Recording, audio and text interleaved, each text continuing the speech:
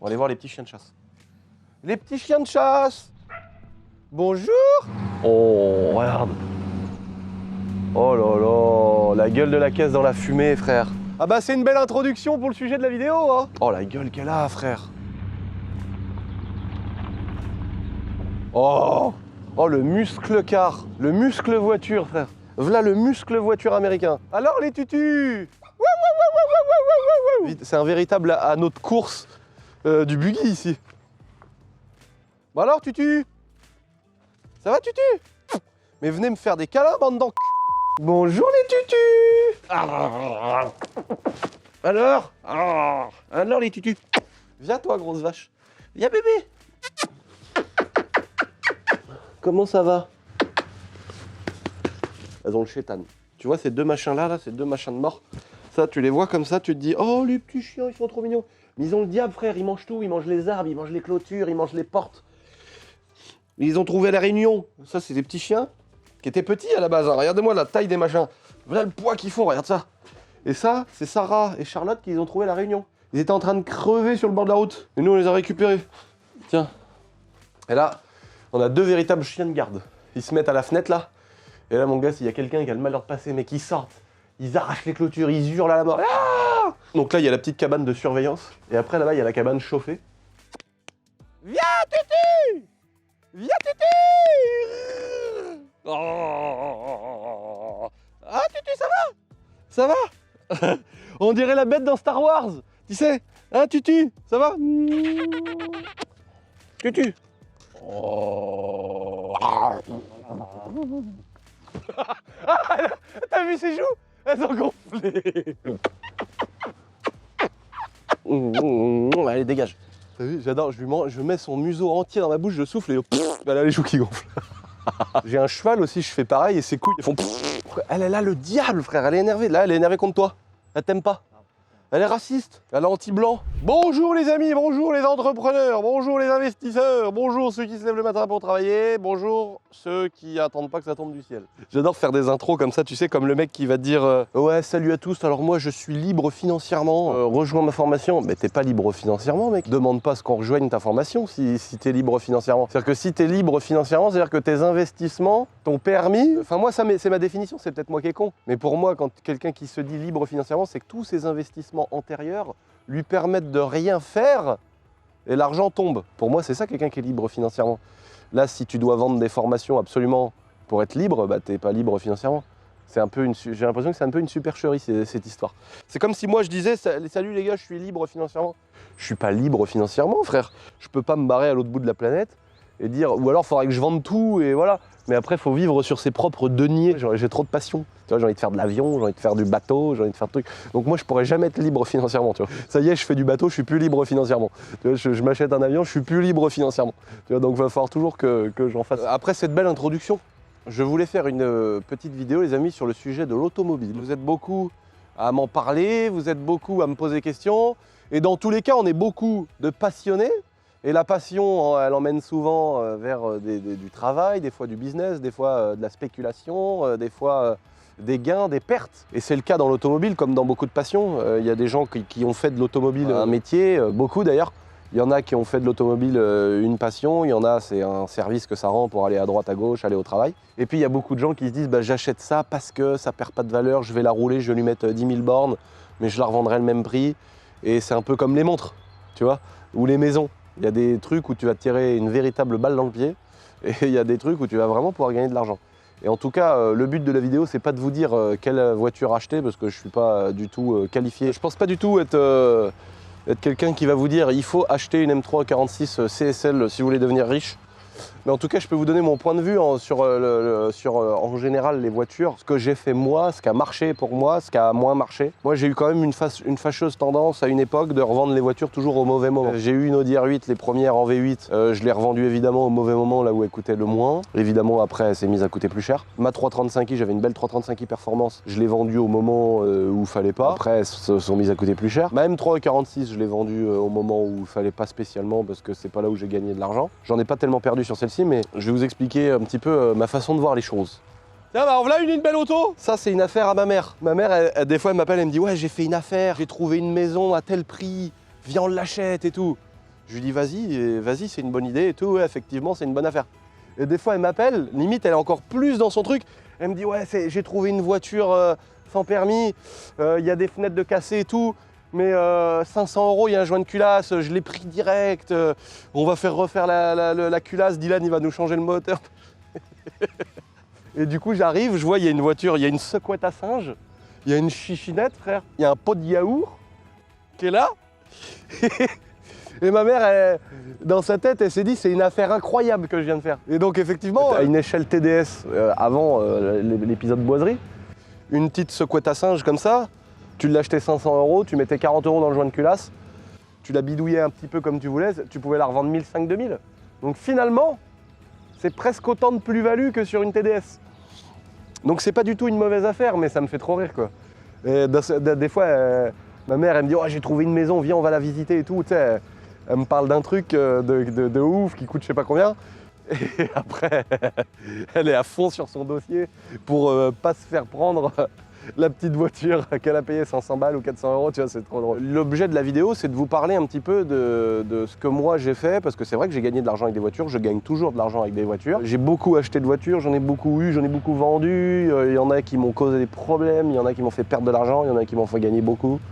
En fait, aujourd'hui, je m'arrête plus du tout sur un modèle en particulier. Il y a deux types de caisses. Pour moi, les grosses caisses, c'est-à-dire les voitures qui vont coûter plus de 100 000 €. Et où là, si tu connais un peu le truc, il y a encore deux catégories dans les voitures au-dessus de 100 000 €. Pour moi, c'est mon avis personnel. Les voitures au-dessus de 100 000 €, tout ce qui est Porsche 997 Turbo, les GT3 RS, les Lamborghini Huracan, les gros Cayenne biturbo de la mort, les Audi R8 V10 machin, enfin on va dire même les voitures qui commencent à coûter 70-80 000 € jusqu'à 2-3, enfin il n'y a plus de limite après. Pour moi ces voitures là il y a deux catégories.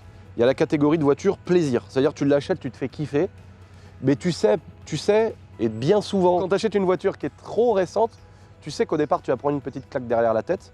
Par exemple, je sais pas, je vais te donner un ordre d'idée très simple, tu prends la nouvelle C63 AMG, alors évidemment on épargne la polémique frère, des passionnés, on en parlait avec GMK dans sa vidéo. D'ailleurs, c'est un truc de ouf, lui il sort une vidéo, GMK, plouf, 1 million de vues direct, c'est ouf. Ça m'est arrivé, mais très rarement de faire autant de stats, et c'est intéressant. J'étais très content de rencontrer GMK, c'est vrai j'en avais pas parlé sur ma vidéo dans ma chaîne principale. Et lui, en tant que passionné, il expliquait, donc dans sa vidéo, vous pouvez aller la voir si vous voulez, qu'à chaque fois il achetait des C63, dès qu'elle sortait, il achetait la nouvelle C63. Et là aujourd'hui, c'est un 4 cylindres hybride avec des haut-parleurs certainement focales sous le pare-choc arrière qui vont simuler un bruit de « Oh là là, quel enfer !» Mais quelle époque on vit, frère, dans l'automobile! Ça, on peut en parler aussi, mais ça, on va tous se mettre avec des mouchoirs à pleurer. Tout est interdit, les moteurs sont interdits, maintenant t'es un enfoiré si t'as un moteur essence, si t'as un moteur diesel, on doit te fusiller. C'est horrible, je le vis mal. C'est pour ça que j'ai acheté un V12 biturbo pour rouler tous les jours. Et je consomme que 10,5 litres. Incroyable. Bon, ça, c'est un autre sujet. Mais pour moi, tu achètes une C63 neuve, imaginons qu'il n'y ait pas ces nouveaux modèles de merde. On revient en 2007. La belle époque, la magnifique époque de l'automobile, entre les années 95 et 2010. Pour moi, c'est vraiment... on était sur une autre planète, ça sortait des V10 de Formule 1 dans des M5. MG, ils te sortaient des 6 litres 2, frère, dans une série 3, enfin dans une voiture, dans une petite berline. BMW, ils te mettaient un 12 cylindres biturbo dans ta voiture pour rouler tous les jours. C'était n'importe quoi, frère. Les Touareg V10 TDI et tout, on a vécu une belle époque, mais c'était il y a que 10-15 ans, merde. Fait chier quoi. Fait chier qu'on vive cette époque où t'as des 1,2 litre dans ta voiture. T'as une C63, c'est un 1,3 litre, frère. Ça me mange la vie, les hybrides, ouais, mais tu comprends. Mais non, je comprends pas, frère. Ils sont en train d'arrêter les centrales nucléaires, ils savent pas comment recycler les batteries, et il faut faire des voitures électriques. Non, je comprends pas, excuse-moi. Développer comme Porsche des nouveaux carburants, des biocarburants à base d'algues, développer l'éthanol au lieu de le faire monter à 1,30 €. Enfin, je sais pas, mais j'ai l'impression qu'ils sont comme ça. Alors, faut faire on va mettre des batteries. Mais on en fait quoi des batteries? Je sais pas. Et comment on les recharge des batteries? Je sais pas. Faut mettre des batteries, hein. C'est bien les batteries. Et voilà, tu les jettes dans le feu, ça explose, c'est rigolo les batteries. Tu vois, t'as l'impression qu'il y a une table avec plein de gogoles. Tiens, bah en voilà, tiens, Dylan. Quand on se croise en voiture, il me regarde, tac. Là, il passe, il me regarde, tac. Voilà, ça, j'adore. Ça, c'est un vrai dialogue d'homme de la campagne. Et donc, t'as l'impression qu'ils étaient autour d'une table comme plein de gogoles. Ils ont dit tiens, qu'est-ce qu'on va faire pour emmerder le monde? Qu'est-ce qu'on va faire pour tuer une économie incroyable qui est celle de l'automobile? Qu'est-ce qu'on pourrait faire? Et là ils se sont dit bah tiens, on va faire de la merde, tiens, on va mettre des batteries au lithium, c'est-à-dire que s'il y a un accident, La voiture elle prend feu, frère. Enfin bon, c'est un autre sujet, mais vous comprenez que ça m'agace. L'autre jour, je me suis dit, ça y est, je vais m'acheter un deuxième Sprinter. Je vais, sa mère, je vais en prendre un plus petit, je vais prendre le 4 cylindres. J'arrive, l'autre il me lève le capot, frère, mon pote turc. Oh, il est adorable, je l'adore, il est très sympa. Il me dit vas-y, lève le capot, je lève le capot du nouveau Sprinter. Des fils comme ça, frère. On aurait dit un compteur électrique de chez EDF. Électrique! Il me dit, ah bah les nouveaux Sprinters, ils sont électriques. Électriques, frère! Mais comment je traverse la France, moi? Si j'ai pas 100 litres de gasoil dans le bordel, là? Comment je vais dans le sud avec un plateau, tracter un Dodge Ram qui fait 4 tonnes avec un machin électrique? Ils vont fumer les moteurs, frère. Tu vois ce que je veux dire? Ça me mange la vie. Bon, revenons sur le sujet.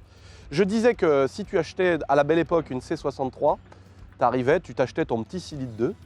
Évidemment que dans cet achat plaisir, cet achat de voiture neuve, cet achat de voiture récent, tu arrivais, t'achetais la caisse, tu savais qu'au bout d'un an, au bout de quelques temps, la voiture elle allait perdre de la valeur. Comme aujourd'hui par exemple, tu vas chez BMW, tu achètes une M3 G80, tu sais très bien qu'en l'achetant 130 000 €, il y a un moment donné, si tu la roules, elle va garder un peu de cote au début parce que tu as le côté rare, la nouveauté, et tu sais qu'à un moment donné, elle va commencer à coûter 110 000. Aujourd'hui, tu commences à en trouver à 100 000, 108 000, 110 000, des IMAT, hein, je parle. Et puis après, ça va descendre un peu en dessous de 100 000 dans quelques mois, années. Et donc le mec, bon bah voilà, il s'est fait plaisir, mais c'est des gens en général qui ont réfléchi avant et qui se sont dit, bon bah ok, je veux la nouvelle M3 G80, je sais que je vais perdre un peu de sous. Par exemple, moi j'ai commandé pour un ordre d'idée, alors pourtant moi je suis très à l'euro près, tu vois, je veux tout calculer. Et là j'ai commandé la première voiture neuve, c'est la première fois que je m'achète une voiture neuve. Je m'étais acheté une Cross neuve, je me suis acheté un Buggy neuf. Et là, je m'achète ma première voiture neuve. Donc, j'ai commandé chez nos amis Moteur Essence une BMW M2 compétition, la nouvelle qui est moche, qui est carrée, qui est vilaine. Mais elle a le moteur de la M3 G80. Donc, j'ai commandé cette voiture. C'est une voiture qui coûte 125 000 €. Je sais très bien que si je la garde, et c'est mon but, parce que j'ai plein de projets sur cette voiture, je vous en parlerai sur la chaîne principale La Boiserie, je sais que cette voiture-là va perdre de la valeur. Si je la garde 1 an, 2 ans, 3 ans, je sais que c'est une voiture qui, de 125 000 € va descendre à 110, 100, 80, et après elle risque de stagner longtemps dans les 80 000 €, je pense. Et puis après avec beaucoup d'années, peut-être qu'elle va redescendre un peu puis remonter, tu vois. Et c'est les cotes qu'on a pu vérifier sur des voitures qui sont devenues vraiment vieilles. T'as la M3 46, quand je l'ai eue, c'était à l'époque où ça baissait, là, c'était un peu de la merde parce que tu avais la nouvelle V8, après tu as eu la M3 F80, etc. qui est arrivée, et ça la faisait des côtés. Donc la M3 46, elle était descendue, ça coûtait 12, 13, 15 000 €. Je parle en LHD, hein. Moi j'avais une volant à droite, donc c'est une cote différente. Ça descendait. Puis après, ça commençait à devenir du semi-vintage. Et ça commençait à remonter. Et aujourd'hui, une belle M3 46, t'en as à 40 000 €. Alors que ça coûtait vraiment moins à une époque. Comme à une époque, il y a des M3 E30 qui aujourd'hui, ça vaut 75 000 € peut-être. À une époque, il y en avait des M3 E30 qui coûtaient 10 000 €, 8 000 €. Des M3 E36, moi, on m'a proposé des M3 E36 à 7 000 €. Des 3 litres 2, frère. On pouvait pas savoir que ça allait coûter 30 000. Et il y en a où c'est prévisible. Parce que là, on est dans le cadre vintage. Une voiture comme une C63, une M2, une M3 G80, etc., que tu achètes neuve ou très récente, elle va décoter, puis après reprendre de la valeur un jour. Et donc ça, c'est un des premiers cas de figure. Tu as le deuxième cas de figure, quand tu achètes une voiture très récente. Pour moi, je vous ai expliqué le cas de figure où tu gagnes pas d'argent, où c'est une voiture où tu vas plutôt en perdre. Mais par contre, c'est un achat que tu as réfléchi, tu sais que tu te fais kiffer. Et après, tu as des alternatives sur ces voitures-là où, par exemple, tu les passes sur des sociétés. Et il y a des gens comme moi qui achètent des voitures neuves sur des sociétés pour passer des charges et payer moins d'impôts à la fin de l'année. Tu achètes une voiture neuve, tu sais très bien qu'elle va perdre de l'argent, tu sais très bien qu'elle va décoter, tu sais très bien qu'en financement ou en LOA, qu'elle va te coûter plus cher. Mais en attendant, il y a les loyers de la voiture qui sont déductibles des impôts, tout simplement parce que tu vas les passer en charge sur ta société. Donc ça va réduire le résultat, le bénéfice net de ton entreprise à la fin de l'année, ce qui va te permettre évidemment de payer moins d'impôts. Moins tu as de bénéfices, moins tu payes d'impôts. C'est pour ça qu'il y a des gens qui achètent des voitures neuves. T'inquiète pas, ils savent te réaligner de la taxe sur les véhicules de société, des impôts, des avantages en nature pour les salariés à qui tu mets à dispo les voitures. Enfin, ils savent te défoncer quand même. Moi, je sais que j'ai acheté pour ma comptable une série 1 toute neuve. J'ai acheté pour un gars qui bosse avec moi un 4x4 tout neuf qu'on a pris en LOA parce que ça fait passer des charges sur la société, ça réduit un peu le bénéfice de la boîte. En même temps, ça fait plaisir à quelqu'un qui a une voiture toute neuve. C'est pour ça que ça m'arrive de temps en temps de faire ça, d'acheter une voiture neuve en sachant que je perdrai de l'argent, mais ça me permet aussi d'en gagner sur une boîte. Donc ça, c'est encore une autre problématique. Peut-être que si ça vous intéresse, n'hésitez pas à me dire dans les commentaires, les amis, si vous avez envie que je fasse une vidéo où je vous parle des LOA, donc des locations avec option d'achat, que ce soit à titre particulier, à titre professionnel. Si vous voulez que je vous parle des crédits ballons, des financements classiques, il y a maintenant des intermédiaires entre la location et le financement, des achats cash, etc. Quel est le bon conseil pour acheter une voiture, que tu sois particulier ou en entreprise? Si ça vous intéresse, je pourrais vous faire une vidéo et parler avec un professionnel de la vente qui pourra donner son avis là-dessus. En tout cas, moi j'ai déjà mon avis. Donc le premier cas de figure, c'était de vous parler des voitures que tu achètes, comme je disais, récentes, et tu sais consciemment, soit parce que c'est une entreprise, soit parce que tu as envie de te faire plaisir, soit parce que tu veux la nouveauté, que tu sais que cette voiture-là, elle va perdre un peu. Et le deuxième cas de figure, c'est des voitures qui sont très récentes ou que tu vas acheter neuves, mais qui ne vont pas perdre d'argent. Donc là, c'est soit pour l'investissement, soit pour le plaisir que tu vas acheter ce genre de voiture. Par exemple, un truc très simple, quand tu achetais une M4, tu avais la M4 classique. Donc là, tu sais que tu vas perdre un peu de sous. Et puis après, tu as la M4 CSL, qui est beaucoup plus chère. Nous, par exemple, avec Medo, on a acheté la M4 CSL, la M4 G80 CSL, la blanche que vous connaissez. C'est une voiture qui coûte 220 000 €. Donc une M3 G80, une M4 G80 classique, ça vaut 130 000 à peu près. Là, elle vaut 220 000. Donc on est sur une voiture beaucoup plus chère, qui risque de décoter un tout petit chouille, mais par contre, ça risque de maintenir vraiment sa cote. Si tu prends l'exemple des M3 E92 GTS, les oranges, avec l'arceau et tout, en fait, c'est comme une Porsche GT3 RS, sauf que c'est dans une BMW M3 ou M4. C'est-à-dire que tu as deux baquets, elle a des panneaux de porte en carbone, elle a une croix derrière les sièges, elle a des ailerons de partout, tout le train roulant, enfin c'est des voitures, c'est incroyable comme caisse. C'est le genre de caisse que quand tu l'achètes en général, tu vas pas trop perdre d'argent. Et en plus de ça, c'est des voitures qui risquent des fois de prendre un peu de cote. Mais bon, il faut être patient, attention, hein, c'est pas des voitures où au bout de 2 ans, tu peux faire une but-but, comme dirait Babas. Donc après, ça c'est des voitures un petit peu Rolex, comme certaines Porsche. Par exemple, celui qui achète la nouvelle GT3 ou la nouvelle GT3 RS, en général, il perd pas de sous. Donc là, Porsche, c'est encore différent. C'est comme les montres, tu as des marques comme Breitling qui vont pas spécialement spéculer. Et puis tu as des marques comme Rolex, où quand tu l'achètes, c'est quand même compliqué de perdre de l'argent. Et Porsche, c'est pareil, tu achètes une GT3, ça tient la cote, mais c'est abusé quoi. Tu achètes des voitures un peu spécifiques, par exemple, si tu prends une Lamborghini Huracan STO, bah, là, c'est vraiment pareil, des voitures qui perdent pas la cote. Tu prends une Lamborghini Aventador Ultimae, bah, c'est des voitures qui gardent la cote. Au même titre, en fait, mais sauf que c'est des échelles et des montants différents, mais au même titre que tu prends une M3 E46 à l'époque, une CSL, bah une M3 E46 CSL, aujourd'hui, je crois que c'est autour de 100 000 €. Et moi, j'ai connu l'époque, il y a 10 ans, où ça coûtait dans les 50 000. Et aujourd'hui, de mémoire, hein, ça vaut 110 000 €. Comme si tu prends sur les années F80, etc., bah, tu prends une M3 ou M4, une CS, ça vaut entre 80 et 110 000 €. Donc c'est des voitures qui décotent très peu. Mais bon, c'est des voitures qui sont plus chères à l'achat, on est bien d'accord. Mais c'est la même chose avec des grosses Lamborghini. Tu prends une Lamborghini Aventador S, c'est des voitures qui vont peut-être un poil décoter comparé au prix d'achat neuf. Et encore, ça tient bien sa cote. Mais quand tu commences à prendre une série spéciale comme la mienne, des SV, SVJ, Ultimae, machin, bah là, en général, c'est des voitures qui vont plutôt avoir tendance à prendre de la cote et qui vont coûter beaucoup plus cher que le prix d'achat neuf. Par exemple, on peut vous parler, on a deux beaux spécimens. On a une belle M3 93, elle est neuve. Donc là, c'est vraiment une voiture sur laquelle on peut faire une énorme but-but, une énorme marge. Et on a un très joli modèle E46 aussi là-bas. Tu vois, c'est une belle M3 E46 cabriolet. Ça, c'est une super voiture, tu vois. Elles sont très belles. Là, j'ai une belle TDS aussi en stock à vendre si vous voulez faire de l'argent. Là, j'en ai une autre à l'envers. Elle est pas mal, c'est une E36. Alors ça, c'est malheureux parce que c'est la M3 que j'avais offert à ma mère il y a quelques années. Qu'ensuite, on a revendu à un pote. Il a fait une malheureuse sortie de route. Là, il l'a sucé, c'est le terme. Il n'y a pas d'autre terme. Il l'a pris, il l'a sucé, frère, comme une chupe à chupe. Donc pour moi, dans les voitures récentes, tu as deux cas de figure. La voiture que tu vas acheter plus cher, mais c'est des modèles spécifiques, comme je disais, comme les Porsche, les GT3, les machins. Et puis après, tu as les voitures récentes qui vont plus servir, entre guillemets, qui vont moins être des voitures de garage et qui vont perdre un peu de sous. Donc ça, c'est des achats différents. Tu as l'achat du mec passionné qui va se faire le petit plaisir du week-end et en même temps pas perdre de sous. Et tu as le mec qui s'en bat les une M3 G80, il veut lui mettre 100 000 à l'année, frère, et il est taxi, tu vois. C'est les deux cas de figure des voitures récentes qu'on connaît tous. Et puis après, il y a les voitures qui commencent à être vintage, semi-vintage.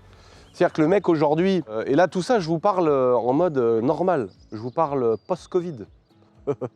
Non mais en gros, le Covid, les gars, il y a eu un changement de ouf. Le Covid, ça a été la bonne excuse pour plein de choses. L'immobilier, enfin 1 milliard de raisons. Et dans les voitures, c'est pareil, quoi. Toutes les voitures, elles ont pété en prix. Tout est devenu plus cher. Il y a vraiment eu enfin tout le monde le connaît, surtout dans le milieu de l'automobile, il y a vraiment eu un avant-après. En tout cas pour les voitures qu'on achète nous, celles qu'on achète tous, les voitures qui vont de 10 000 à 50 60 000 €. Les voitures au-dessus, je pense que c'est encore une autre catégorie de clients. Si tu veux, le mec qui achète une F40, avant ou après le Covid, je suis pas sûr qu'elle ait pris 500 000 € la voiture, tu vois, ou perdu. Parce que c'est des gens qui sont pas tellement impactés par ces problèmes-là. Et par contre, la petite voiture qui coûtait 10 000, après le Covid, elle en vaut plutôt 15, tu vois. Et ça, tout le monde l'a remarqué, c'est un truc de ouf. Là, on est sur une voiture vintage, semi-vintage. Enfin non, on est sur une voiture vintage, pardon. On est sur une voiture qui a 20 ans, 30 ans.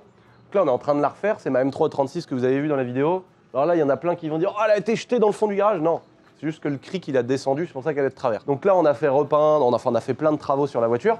Mais c'est vraiment une voiture, ça, qui a coûté à une époque 7-8 000 euros. 10 000, allez, sans exagérer.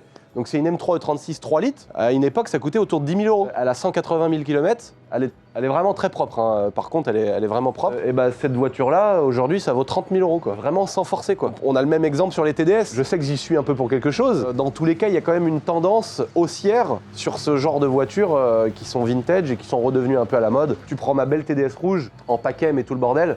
Ce genre de voiture, bah, c'est sûr qu'à une époque, ça coûtait que dalle, même en Pacem, ça coûtait 400, 500, 600 euros. Et les gens ont commencé à se réintéresser au TDS. C'est vrai que pendant des années, on a fait de la pub, on a fait que de dire que c'est la meilleure voiture du monde, donc je pense que ça a joué aussi, évidemment. Il y a plein de voitures, les 325i E36, ça valait rien. Les gens n'en voulaient pas. Aujourd'hui, tu prends une belle 325i E36 coupée Pacem, bah, on est autour de 10 000 euros, si c'est pas plus. Je vous parle même pas des E30. Pour moi, toutes ces voitures-là sont des voitures bonnes à acheter, effectivement. Après, est-ce qu'on peut parler d'investissement? J'en sais rien. Mais en tout cas, le mec qui s'achète une voiture vintage, qui a un bon historique, qui n'a pas eu d'accident, qui n'a pas eu de galère particulière, qui est en bon état général, il prend vraiment pas de risque. Et tout en se faisant plaisir. Maintenant, pour moi, le risque, il est plus important sur les voitures qui vont commencer de 2005 à aujourd'hui. Tout ce qui est E60, les 530, les M5, les M3, tout ça.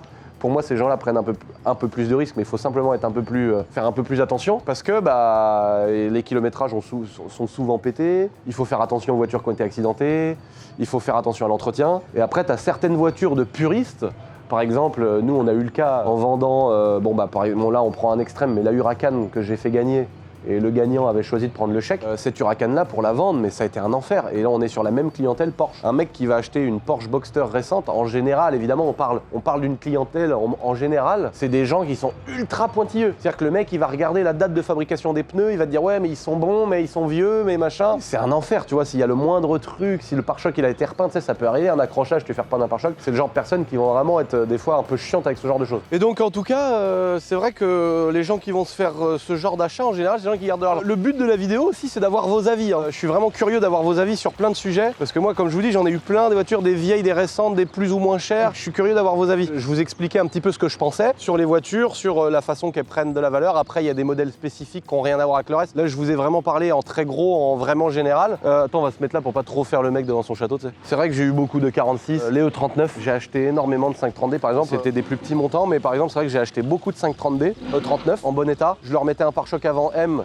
un pare-choc arrière M, 2 petites sorties à gauche, 4 jantes. Et la voiture, je faisais une belle plus-value, tu vois. Et les TDS, c'est ce que je fais encore aujourd'hui. C'est des voitures que j'achète, un pare-choc M avant, arrière, on leur met 4 jantes. Soit des fois, on fait juste ça. C'est une voiture, elle nous revient à 3000 balles et on peut la revendre 5000, par exemple. Ça, en ce moment, j'en fais des voitures comme ça. Et après, il y a des voitures où ça va beaucoup plus loin, où là, on se fait insulter. On met 6 ou 7 000 euros dans la voiture. Par exemple, ma TDS, moi, on a dû mettre 10 000 balles dedans. Tu vois, peinture complète. Bon, elle est en requête bunny et tout, c'est différent. Mais quand tu commences à mettre les combinés filetés, les jantes, lignes d'échappement sur mesure, un intérieur sur mesure, les ciels de toit, les peintures complètes, les pare-chocs, les machins. C'est une voiture qui coûte cher, mais au final, on arrive quand même à gagner de l'argent. Une voiture où tu as mis 7 000 euros dedans, si tu la vends 9 999, bah t'as quand même la voiture, tu peux quand même manger tes 2-3 000 euros de marge. Bon, la plupart des TDS qu'on a vendus avec Alex, on n'a même pas eu ça. Tu vois, on s'est fait c'est vrai que c'est des voitures qu'on a dû vendre cher, mais c'était soit on faisait pas le projet, soit on le faisait, mais c'était ce prix-là. Donc voilà. Et évidemment, il y a des gens à qui ça plaît très bien, hein, mais il y a des gens toujours qui sont là pour rigoler. Et ça, on peut comprendre. Hein. C'est vrai que dans la tête des gens, mettre 7 ou 8 000 euros dans une TDS, ça fait chelou. Moi, il y a beaucoup de voitures que j'ai fait comme ça, des 530D, des E46. On a fait des voitures de circuit aussi, pour par exemple le bouseux. C'est-à-dire qu'on prend une voiture de base, on l'équipe complètement pour faire de la piste ou du drift. Et ça, c'est vrai que c'est des choses qu'on a fait aussi, mais c'est quand même bien différent encore. Moi, en tout cas, c'est des choses que j'ai fait sur des voitures qui sont vraiment dans ce budget-là, entre 3 et 10 000 euros. Et après, j'ai fait quelques voitures un peu au-dessus, par exemple des E92, qu'on a posé par terre avec des jantes, des lignes, des cartos, des machins, des Pacem. Ça, c'est des voitures un peu plus chères, 20-30 000 euros, j'en ai fait quelques-unes. En termes de pourcentage, j'ai pas spécialement gagné plus d'argent que sur un TDS. Et après, les voitures où t'as rien à faire dessus, où tu peux gagner de l'argent, pour moi, c'est par exemple GT3 RS, des voitures un peu spécifiques, par exemple une M3 E46, une M3 E36. Si les voitures au départ tu les achètes bien, en les gardant un peu et en te faisant plaisir, c'est des voitures sur lesquelles tu arrives à gagner un peu de sous. Et après tu as des voitures bonus comme Shifttech pour les cartos, où tu as des voitures qui prennent beaucoup de chevaux et tu as des voitures qui prennent beaucoup de sous. Par exemple, là on est devant la bonne, une Aventador, donc ça c'est une Lamborghini Aventador SV. C'est l'évolution de la Lamborghini Aventador classique, ça n'a rien à voir, hein. C'est pas l'Aventador, l'Aventador S, après c'est la SV, après c'est la SV, c'est pas ça l'ordre. Tu as la Aventador LP700 classique.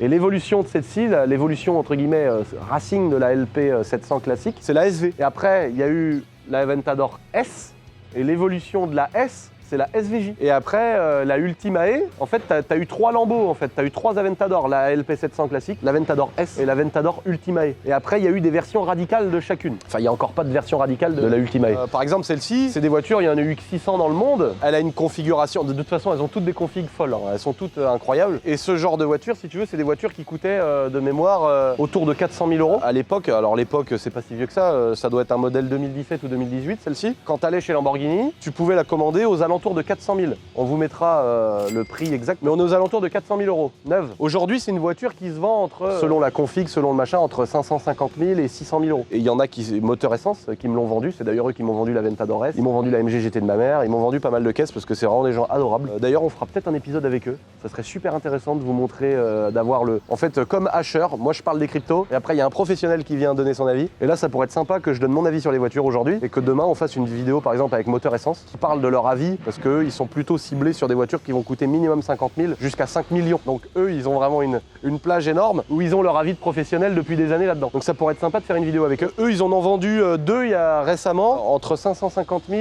et 575 000, 600 000 euros. Donc si tu veux, le mec qui l'a acheté 400 000 la voiture, bah la revendre 600, il a pris 200 000 euros quoi. Tu vois ce que je veux dire? C'est incroyable. Donc on est sur des voitures très chères, évidemment que pour faire ce genre d'opération, il a fallu poser de l'argent au départ. Il y a un podcast sur Propulsion Podcast de Seb de l'année. D'ailleurs, il y a un épisode qui est sorti où on est ensemble, on parle de plein de choses.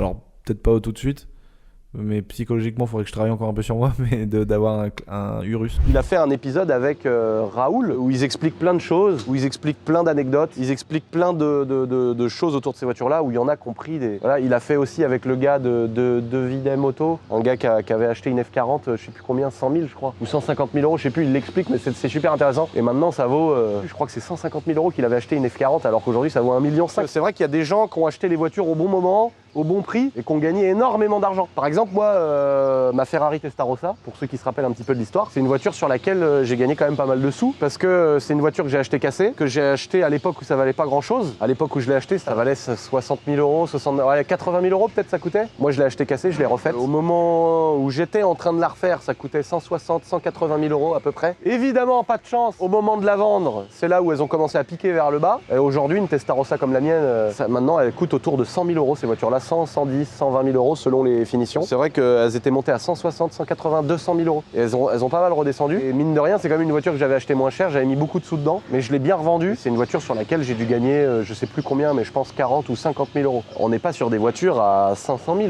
on est sur des voitures qui valent autour de 100, 150 000 euros. Que j'avais acheté, cassé, j'ai tout refait, j'ai tout négocié, je me suis mis en miettes, j'ai fait des crédits, j'ai fait des trucs. Et c'était une histoire folle. J'en ai déjà parlé dans des vidéos de cette histoire de la Testarossa, mais je me suis mis une balle là, frère. J'ai fait 3 crédits, j'ai emprunté de l'argent à tout le monde, je me suis mis en miettes, je savais pas comment m'en sortir, j'avais plus de thunes. J'ai réussi, enfin, l'histoire elle est assez incroyable. Bah, dites-moi aussi dans les commentaires si vous voulez que je vous raconte précisément l'histoire, parce qu'elle est folle l'histoire, elle est vraiment folle. Si vous voulez, je vous raconterai ça. Cette voiture-là, j'ai gagné 40 ou 50 000 balles à la fin, un truc comme ça, ou 60 000, je sais plus, mais c'est vraiment une voiture sur laquelle j'ai gagné pas mal de sous, ce qui m'a permis après de pouvoir acheter d'autres voitures et de continuer à gagner de l'argent. Moi j'ai commencé comme ça avec ma M3 E46 quand j'avais 18 ans, que j'avais acheté avec l'héritage de mon père. J'avais eu 14 500 euros de l'héritage de mon père, ma mère m'avait donné 4 000, donc j'avais 18 500. J'avais acheté 17 000 euros la M3 E46, on avait fait je sais plus quoi, 2-3 frais dessus, en fait j'avais plus de thunes, mais j'avais une M3 E46, j'étais trop content. Donc là j'étais le vrai fils à papa qui roulait dans la voiture de l'héritage, et puis après je l'ai vendu, j'ai acheté une Audi TT, je l'ai revendu 17 000, le prix que je l'avais acheté. J'avais acheté une Audi TT RS ou S préparée ABT, je sais plus trop, 21 000. J'ai fait 2-3 petites modifs, j'ai pas trop mis de kilomètres, je l'ai revendu, je l'avais acheté 21, je l'ai revendu 24. J'ai acheté à 24 000 euros, j'ai acheté ma 335i, performance, donc à l'époque c'était vraiment assez ouf quand même, avec le volant d'origine à LED, tout performance, la ligne et tout. J'avais acheté 24, j'ai revendu 26. Et puis entre temps, j'ai fait beaucoup de motocross aussi, que j'ai bidouillé dans mon garage. C'est pareil, ça les motocross, c'est un marché de ouf, c'est devenu n'importe quoi. C'est pour ça que j'ai plein de 500 CR dans mon salon. J'ai plein de motos partout que je stocke parce que j'y crois beaucoup. Et c'est vrai que j'ai fait des motos, j'ai été embauché chez Kawasaki, je mettais pas mal de sous, genre 800 balles par mois à peu près, je mettais pendant 4-5 ans. Et puis après, j'avais fait un crédit, plus l'argent de côté, plus l'argent des voitures au départ. Et j'avais acheté la fameuse Audi R8 V8 R8 à, je sais plus, 50 ou 60 000 balles. Et c'est comme ça que je roulais en Audi R8 et tout le monde se disait « Oh, lui, le fils à papa, oh, le riche et tout ». Et en fait, pas du tout. J'ai commencé d'un héritage, donc oui, fils à papa, c'est vrai, mais j'ai commencé avec 14 500 euros. Et après, ça a été que le fruit du travail qui fait que j'avais réussi à me payer une voiture à 60 000. Et dedans, il y avait la banque d'ailleurs qui avait financé une partie. Donc là, nouvelle disposition de passionnés dans le salon, regardez-moi ça. Donc là, oh là là, quelle beauté, quel heureux, qu'est-ce que je suis heureux quand je suis dans mon salon, frère, de voir mes beaux petits spécimens. Et donc ça, pour moi, là, on est que sur de la M3 E36. On parle pas des mêmes budgets, évidemment, mais on est que sur des petites pépites, tu vois, qui vont prendre de la valeur, tu vois. Donc je vous expliquerai ça juste après, mais en tout cas pour clôturer sur le sujet des voitures, il y a plein d'opérations comme ça qui sont intéressantes à faire et j'ai beaucoup d'abonnés qui me parlent, qui m'expliquent, qui me montrent des trucs sur Instagram. Moi en fait, il y a beaucoup de gens qui me critiquaient un petit peu au début en disant c'est chelou sur Instagram, il suit trop de gens, ça fait bizarre, ça fait pas réglo, machin. Je m'en bats les couilles moi. Il y a plein d'abonnés qui m'intéressent, il y a plein de meufs bonnes que j'ai envie de regarder sur Insta, il y a plein de mecs qui font des trucs de voiture, des trucs de bourrin.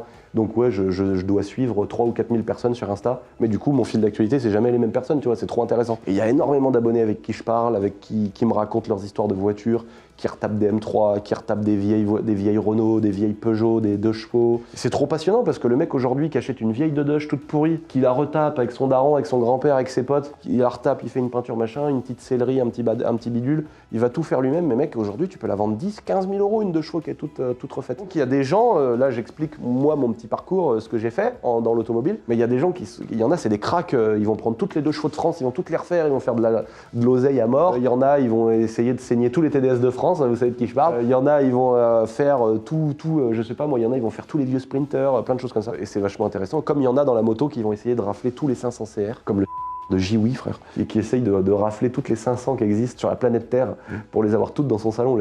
On est obligé de ramasser que des merdasses.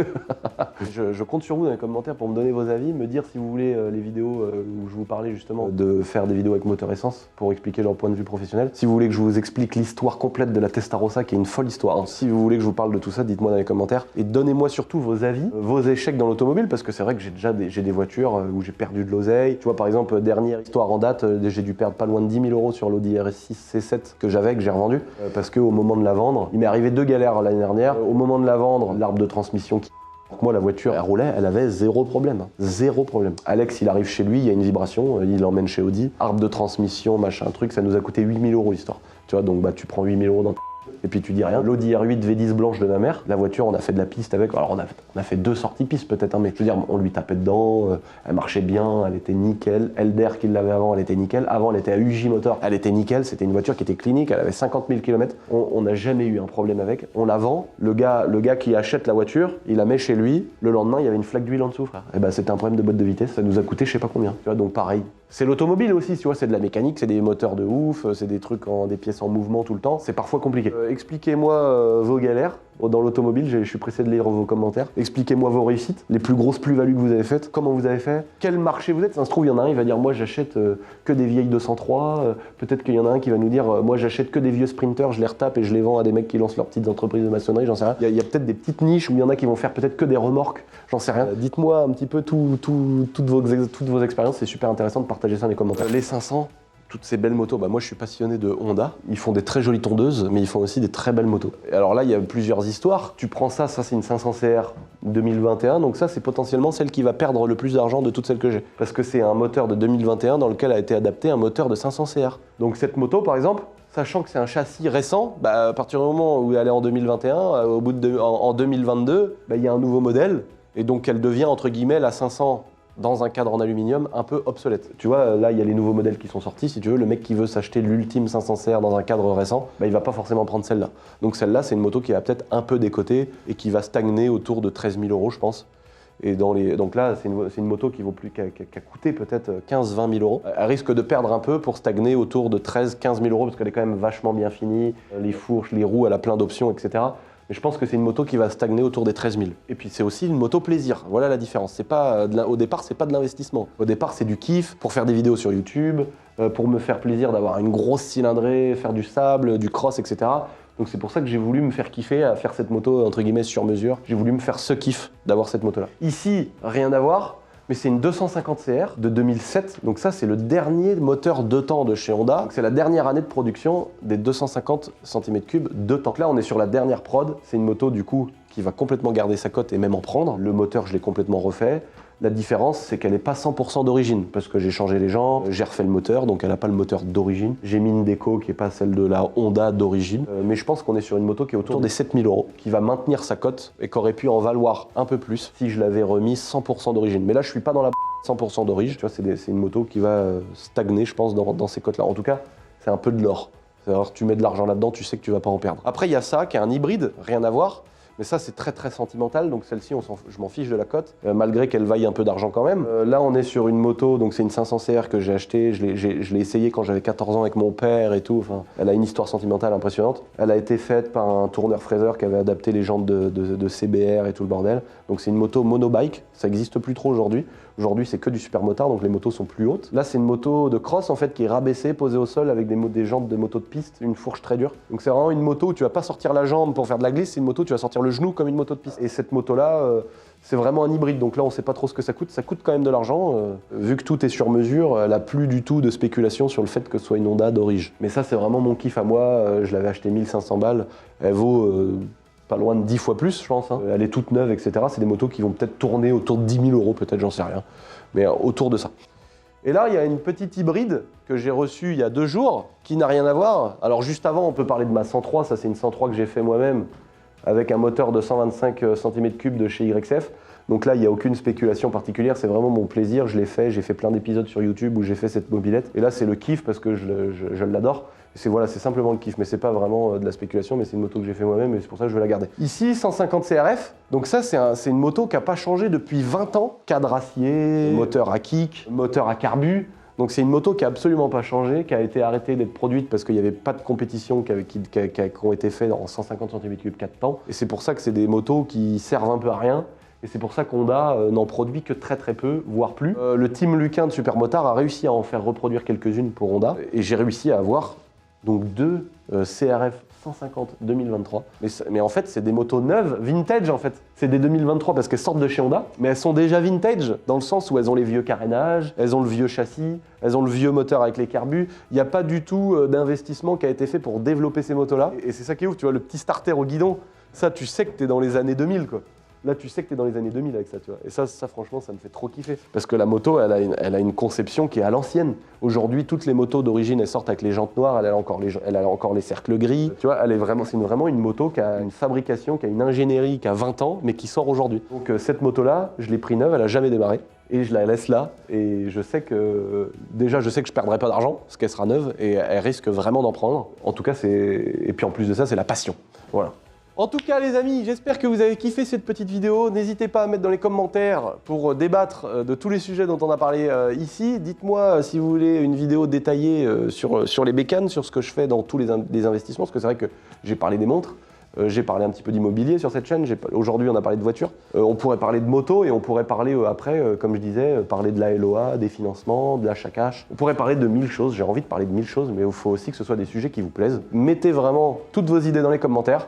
N'oubliez pas de vous abonner. On a passé la barre des 220 000, c'est incroyable. Beaucoup de vues, je m'attendais pas du tout à ça sur cette chaîne YouTube. Je suis très content qu'il y ait beaucoup de gens qui s'intéressent aux investissements et à diversifier leurs revenus, etc. Donc j'ai beaucoup de projets sur cette chaîne YouTube. Dernière petite info, les gagnants du concours vidéo, les 3 motards, c'est eux qui ont été sélectionnés par rapport à la vidéo de la M2 qu'on avait filmée. Donc on va bientôt les inviter chez nous pour qu'ils viennent tourner l'épisode avec le matos, les voitures de ouf, etc. Donc vous inquiétez pas, on prépare tout ça. N'oubliez pas de vous abonner et je vous dis à très bientôt.